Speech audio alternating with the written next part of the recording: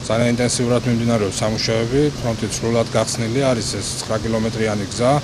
ეს არის კონფლიქტისპირა ტერიტორიაზე გადის ეს გზა და ჩვენ ძალიან მნიშვნელოვანია განსაკუთრებით მსგავსი ტიპის პროექტების განხორციელება. მნიშვნელოვანი საკითხი გახლავთ ჯამბაკურ ორბელიანთა სასახლე მუზეუმი, რომელიც მდებარეობს მიმდინარე გზიდან დაახლოებით 250 მეტრის მოშორებით. საავტომობილო გზების დეპარტამენტმა მსოფლიო ბანკთან შესაბამისი მოლაპარაკების შედეგად მიაღწია იმას, რომ აღნიშნული პროექტის ფარგლებში მუზეუმამდე მისასვლელი გზაც იქნება აღდგენილი.